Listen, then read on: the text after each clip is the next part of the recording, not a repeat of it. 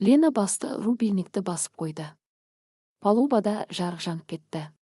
Біреу айқайлады, біреу телефон тастады. Жарық деп дауысы үзіліп шықты бір қыздан. Лена маңдайын сүртіп үстіңгі палубаға шықты. Юрка оянады. Моторды іске қосамыз, ал сендер каюттар тыныш болыңдар. Паника дауылдан да жаман, деді ол қарапайым, сабырлы, капитан сияқты емес, бәрін бұрын көрген адамша. Ковалев көлеңкеден оны бақылап тұрды. Ол бірде-бір сөз айтпады, тек тістерін қысып көзін төмен қаратып қойды. Лена үстінде ұзақ тұрмады, қайта төменге түсіп, бос пластикалық шелек алып, эмоциясыз қатты лақтырып айтты: кім менімен барады? Трюмнан суды шығару керек. Ол толып жатыр. Бір мажор, соңғы кезде батыр болып көрінген сақалды, бірден тұрмады, бірақ кейін тұрды. Сосын тағы біреуі қосылды.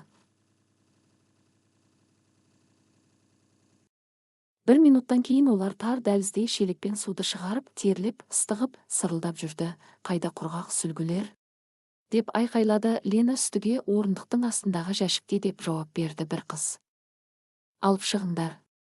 Юрканың арқасына қою керек. Кім менімен барады? Екі қыз дірілдеген қолымен сүлгіні алып артынан жүрді. Каютада Лена қысқа нұсқау берді. Біреу Юрканың басын ұстайды, екіншісі сүлгіні жайып береді. Макияждары кетіп, шаштары шашылып тұрса да, олар үнсіз орындап отырды. Сағат 1, бәлкім 2 өтті. Яхта шайқалып тұрса да, іште ешкім айқайлаған жоқ.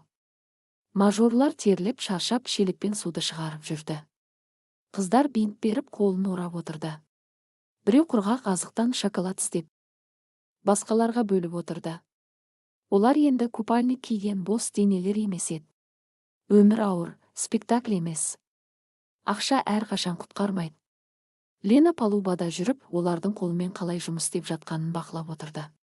Кеш болды. Жел біртіндеп бәсеңдеді. Яхта толқындарда шайқалып тұрды. Қалған команда үнсіз көкжиекті бақылап, жағалау қараңғыдан көрінуі мүмкін деп отырды. Лена каютаны кіргенде, Юрка сәл ғана көзін ашты. Ол қимылдап, әлсіз дауыспен айқайлап көрді. Жатып тұр, деді Лена сабырлы. Оның иығына қолын қойып. Бәрі бақылауда, демал. Юрка басын изеді, дауыс көтермей, айталасын ба? Деп сұрады. Лена, аға, деп сыбырлады. Юрка, глушак іске қосылуы керек. 2 рет шелк, сосын бас. Лена бәрін өз бетінше жасайтынын түсінді. 5 минуттан соң ол қайтадан пульттің жанында отырды. Палуба тыныс алмай үнсіз қалды. Дайынсыңдар ма? Деп сұрады ол. Ешкім жауап бермеді, тек біреу басын изеді. Шелк, қысқа үзіліс. Мотор үрді. Алдымен теңсіз, кейін тұрақты және сенімді дыбыс. Іске қосылды. Деп айқайлады бір қыз. Бір қол шапалақтады, біреу жеңіл жылап жіберді. Айдана, Лена мұрынын сүртіп тыныш қимылдап штурвалға барды. Ковалев көлеңкеде тұрды, қозғалмай. Беті қап-қара, қырлы мүсіндей.